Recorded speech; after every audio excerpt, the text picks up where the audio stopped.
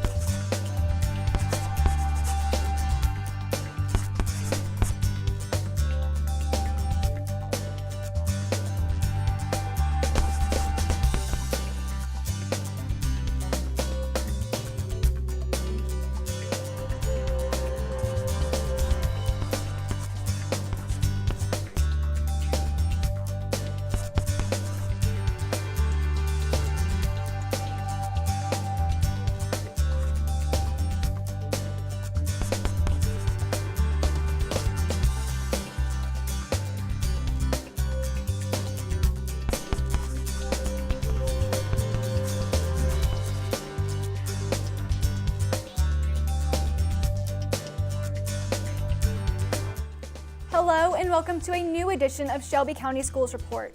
We're coming to you from the studios of Germantown High School Television on the Germantown High School campus. I'm Avery Moore. And I'm Scarlett Simpson. Each month we highlight various people, programs, and events making a difference in our school system. This month's program feature spotlights a new partnership between SCS and MPD. Parents will want to stay tuned for today's SCS Focus. Executive producer Allison Long is joined by Shelby County Schools board members Kevin Woods and Miska Bibbs. They will discuss the board's recent national recognition and what the board is trying to accomplish this year. Our school of the month is Grahamwood Elementary. Find out why parents are clamoring to get their child enrolled there. And later, Dorsey Hobson brings us the superintendent's message. An SCS teacher recently received the highest honor a science teacher can get. Dr. Chikezie Madu of White Station High School was honored with the Presidential Award for Excellence in Mathematics and Science. Dr. Madu's unconventional approach to teaching is leaving a lasting impression on his students. That's why he's our Teacher of the Month. CO2 graph should be going where? Increasing. Increasing, very good. Oxygen graph should be decreasing. Perfect. Step inside the Advanced Placement Biology class at White Station High School, and you'll see why Dr. Chikezie Madu is one of a kind. So you're going to repeat the same thing again if you can't figure out what is going on. Yes, we have had the opportunity to dissect just about every animal. AP Bio is one of the hardest classes to take, but you couldn't tell by the excitement in the lab. We actually do science. We don't just sit and we don't learn from the textbook. We're actually in the lab. To some, Dr. Madu's classroom may seem like unorganized chaos, but there's a method to the madness. My lab, I get a student to be the lab assistant who sets up the lab, brings all the reagent, and these kids enjoy the responsibility. So it's a win-win situation. I need it done. End of today. Let's go. He's not a lecturer. We often teach each other, and we are supposed to lecture and carry out discussion. I started realizing that the kids even prefer to talk. These are teenagers. You don't need to prompt them to speak or to talk. They want to talk. So why not encourage them to do the discussion, talk, and you just facilitate the learning. You can see a reaction starting to happen. You've got bubbles at the top. Yeah. Dr. Madu's students are doing more than just learning. I say this, I'm not here to teach you biology. I'm here to use biology as a tool to teach you some life skills. I've definitely learned not to procrastinate because we have far too much work to do it all the night before. He's taught me just in general better, scheduling skills. He is very adamant about, while being flexible with us, he still just pressures us to continue to hold ourselves accountable. The struggle for the students, like I said, they're going past their comfort zone and they're learning things that they've not been required to learn as they go through high school. And sometimes the learning goes beyond the classroom. Some of my classmates so far have written grants with him. I know students in the past have done research projects with him, which is really exciting. We've had access to other doctors, other members who are actually out there doing research currently. And so he brings them in to lecture to us. Dr. Madu is not only dedicated to educating his students, but in recent years has focused on furthering his own education at the University of Tennessee Health Science Center here in Memphis. I hope I never stop looking for ways to improve. So I wanted to go learn more. I felt my undergraduate degree did not prepare me enough for the challenges of what science poses now. And prepare some reagents that may need to stay in the fridge for a day. This passion and drive to keep learning is one of the reasons Dr. Madu was named one of the top science educators in the nation. I'm grateful as I am that I was recognized. I would like to quickly put it on the shelf and keep moving. The ultimate goal or my ultimate award comes every end of the year when my kids can indicate to me or tell me how much the class was beneficial to them. He credits his and his students' success to the administrators at White Station. They provide me with equipment I need for the kids to learn. They give me almost free rein to design my lesson plan, even when it goes a little bit against or contrary to the district learning plan. They trust my judgment. You come in and just listen to the students that are engaged in life and the course that's being taught, and the interchange between the teacher and the students. It's always highly respectful, highly positive. Reporting for Shelby County Schools Report, I'm Avery Moore. Now, here's GHS-TV executive producer Allison Long with this month's SCS Focus. Thank you, Scarlett. Shelby County Schools has 2 reasons to celebrate the year so far. The school board recently won a national award for excellence in student enrollment rose for the first time since the suburban split. Joining me now to talk about this and more are board members Kevin Woods and Miska Bibbs. Thank you for joining us. Thanks for having us. Thank you. Yeah. So briefly, if you will, to start off, let's talk about your Shelby County Schools board positions, your platform, and your responsibilities. We'll start with you, Miska. So I am serving my second term on the school board, and I represent District 7, which is a combination of our Hickory Hill community, South Memphis, and Whitehaven community. So for me, that's really important because those are all neighborhoods in which I grew up in. So I know a lot about the needs, and as well as from a parent perspective, some of the things that I look for in school choice and what's important for our community. My platform has always been parent and community involvement. I think we're able to get where we are because parents have to be all in and community has to support us through the process. Okay. Well, again, thank you for having us. So for me, I represent District 4, and that's East Memphis. Germantown High School is in my school district, so obviously we're glad to be able to be here. But my area covers most of East Memphis. As far as our platform, for me, it's always been about how do we improve the quality of our public education system for all. I'm raising 2 girls that are in our public schools, and I know that if it's not for advocacy for those who cannot be at all board meetings or cannot or not on the ground or busy working, we have to make sure that we're the voice for those who are looking for great education. So we have to really hold our administration accountable, but also promote the great things that are happening at SCS as well. Okay, so speaking of great things, you guys just won an award for a national award. Can you tell us about that? Yes, it is. It's from the Council of Urban Boards of Education, and so we were recognized as being a larger school district for our board working together. I think it's actually ironic as I look at Kevin and laugh at him because one of the things that we really talk about is even when we disagree, we figure it out, and we make sure that we're always putting kids first. So it was about academic achievement, it was community involvement, it also was how we handled policy, were some of the top 3 things that we talked about in that award. And it was great. We went to New Orleans, a few board members along with the superintendent to receive the award, and we just really talked about how we've made gains over the past couple of years. Great. Now, some interesting gains, notable interesting gains that have happened recently are the student enrollment has gone up this year for the first time since the demerger. What do you attribute that to, and what does that mean for Shelby County Schools? Well, first of all, it's exciting knowing that more families are choosing SCS and choosing Shelby County Schools to educate their kids. You mentioned the award that board member Bibbs talked about. I think many of the things have been happening for quite some time since the merger, since the demerger, which is being fiscally responsible with our resources, making sure that we're giving teachers and principals what they need in order to be successful, improving our communications to parents, and really boasting about the things that are positive in the district.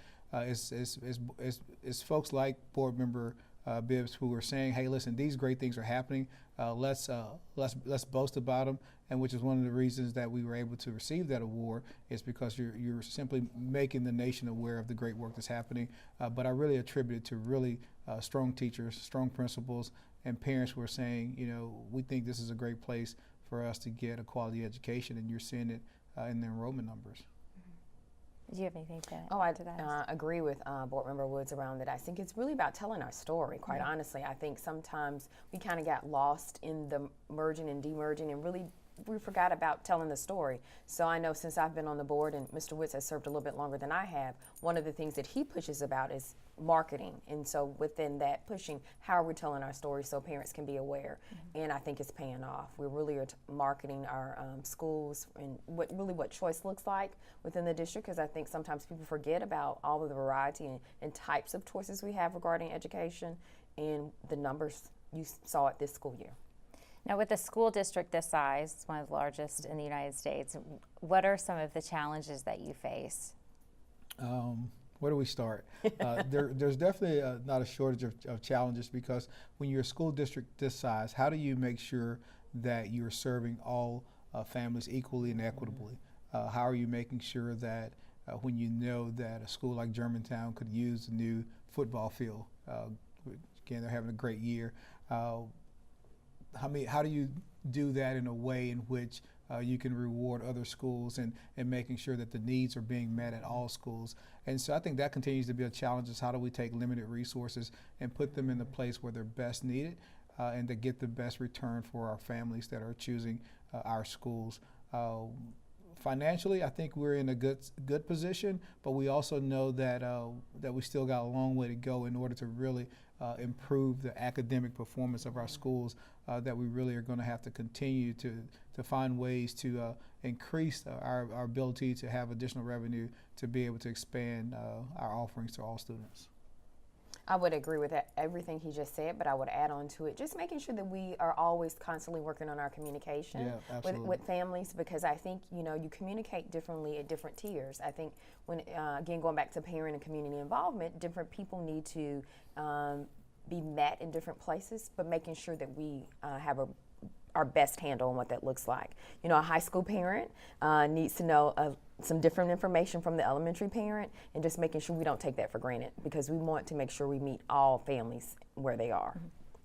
Again, with a school this size, you do have challenges, and it's more than just survival, but of course you need to have a vision in order to move students to where they need to be and the district where it needs to be. What are some exciting things that you have on the horizon? So if you don't mind, I'll start, and I will first say, you know, part of the thing in order to continue to be a great school district is to have a vision, and I think Destination 2025, which is about how do we make sure that more of our students are graduating on time, college and career ready. How are more students coming into our systems, reading on grade level? How are we improving both our academic scores, but also how are we improving the culture and climate of our schools? We have to do more for our employees. Miska hit it on and really hit on communication, but she's also a big proponent of making sure we're focusing on internal communication, making sure that the people that work for us each and every day, that they're proud to be there, that they have that we say thank you. And we say we want you to be here next year because you're making a difference in the lives of our students. And so so what's exciting about that is really pushing more resources there and to improve our communication, where you can visibly see what's happening, and if that may be commercial, maybe more social media, maybe a billboard, recognizing the great work, the reward schools. But that's exciting to me, is for families to be driving down the street and be able to point to something and say, yeah, that's my school, my kid goes to that school, and we were a reward school this year.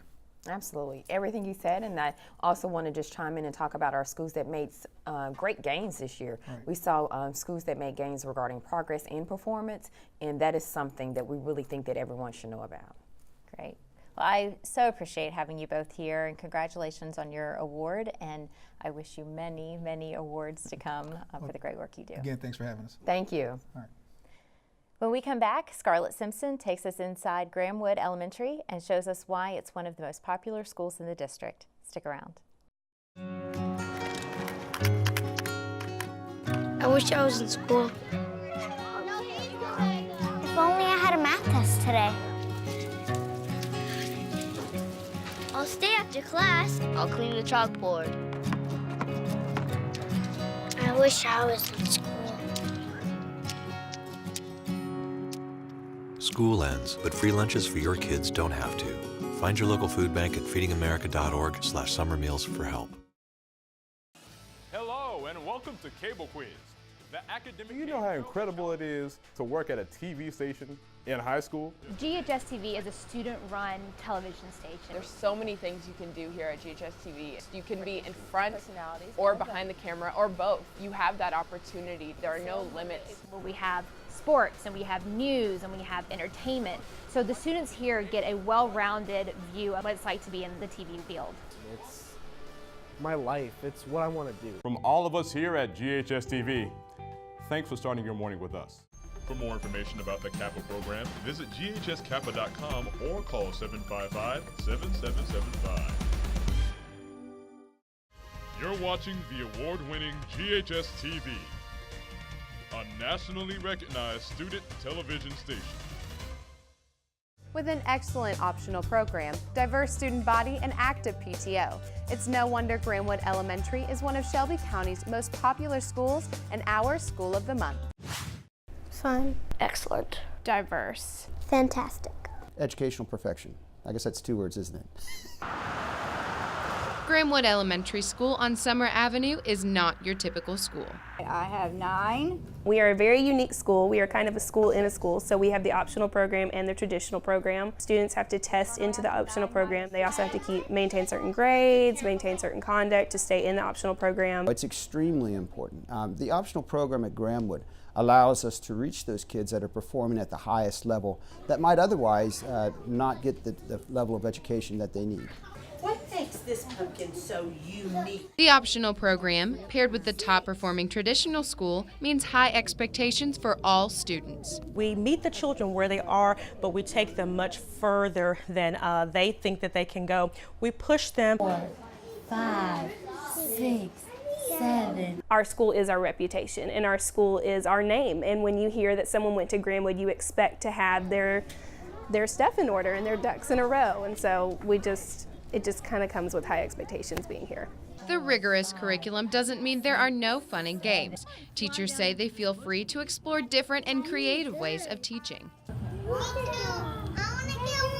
Most of my lessons have a song or some type of tune to them, so you'll hear music throughout my day. I have more of like a constructivist type style of teaching where it's very student-led. So I give very little guidance. I'm not really like instructing, I'm kind of just like guiding them through the learning. Use your eyes. We do a lot of hands-on activity in my classroom, whether that be studying numbers and doing a dance with it or a song. You're working on your language arts now, or what? We are. We're working in our writing journals. We have a lot of collaboration, and that's really helped a lot of the newer teachers, and it's also helped the veteran teachers to kind of learn from like the newer techniques. Grahamwood is also in a unique situation. Minorities make up 60% of the student body.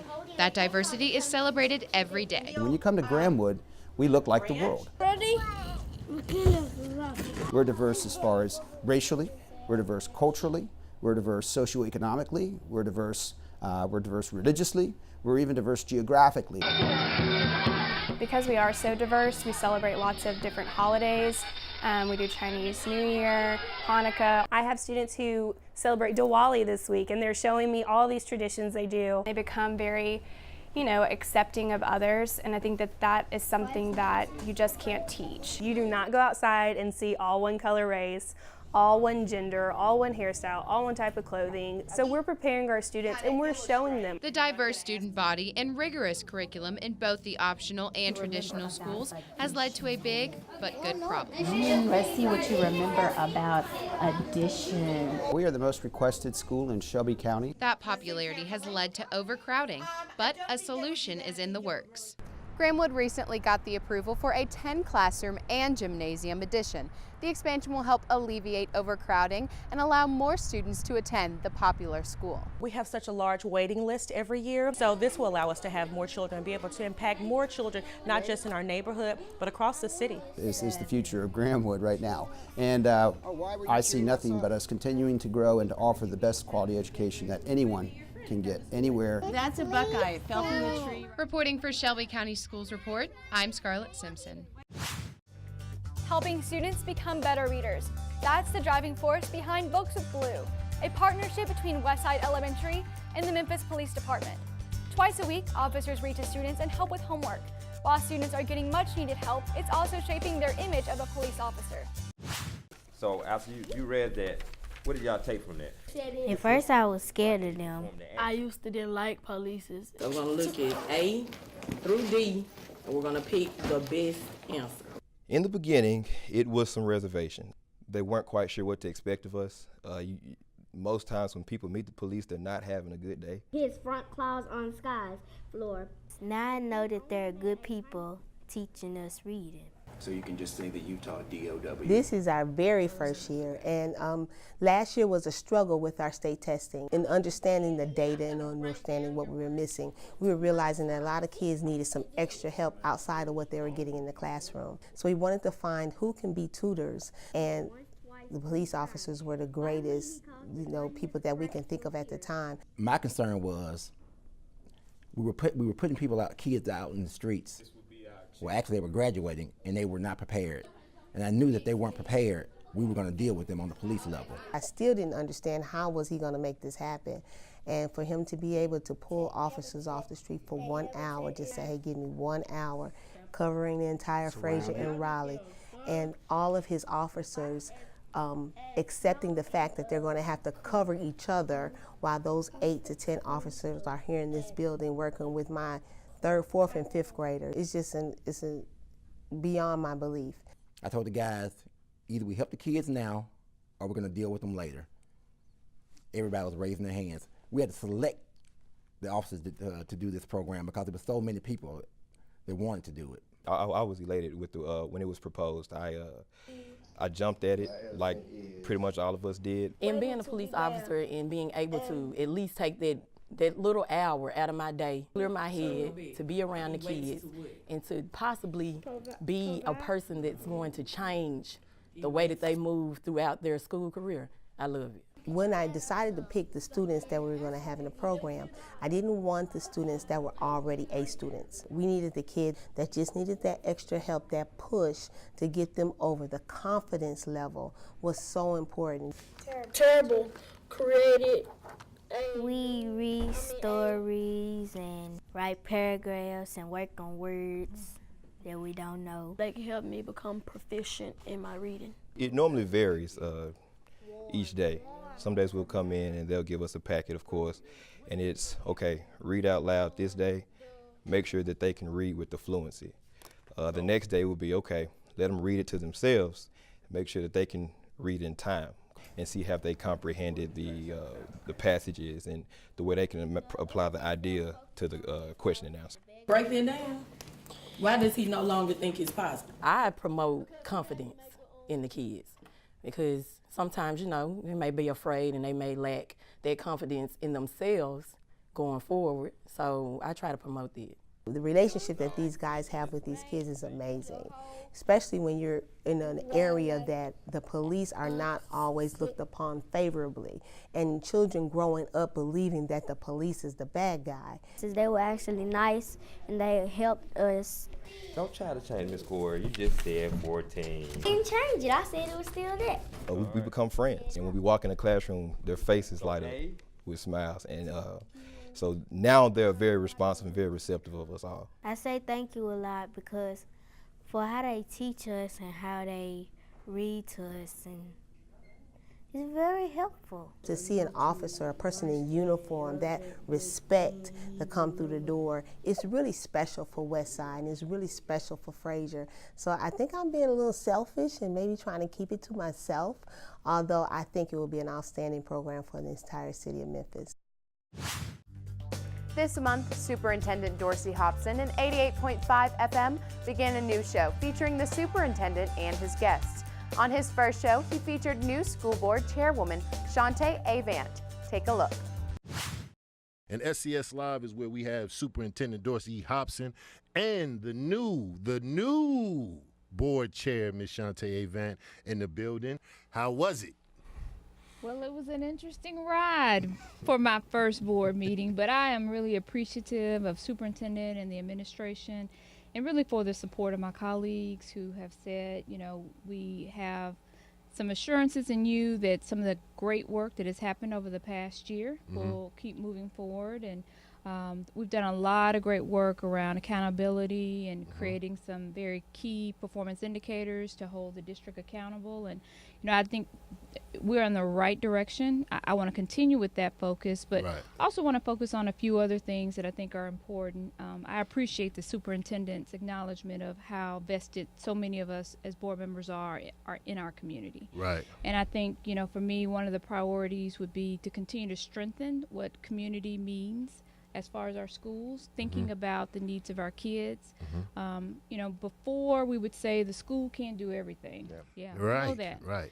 But I do think that we have to take a different approach because our kids come to us with so many needs that we have to think about the whole child. We have to think about the social, emotional needs of our kids so that they're ready and prepared to learn. Amen. You know, we've That's done a lot of work in early, you know, early childhood work. Priority number one. Yeah, absolutely. But I do think now the district has to think more holistically about the needs of our children, and for me, that's a priority, making sure that our schools have both resources and access to things that are readily available in our community. Be sure to tune in every month for a new show. It airs Monday on The Voice of SCS 88.5 FM and every Monday, Wednesday, and Saturday at 10 a.m. and 8:30 p.m. on GHS-TV.org. For a look at everything going on in Shelby County Schools, check out the SCS calendar on the web at scsk12.org. On behalf of everyone here at Germantown High School Television and Shelby County Schools, thank you for watching today's program. We'll see you next time on Shelby County Schools Report.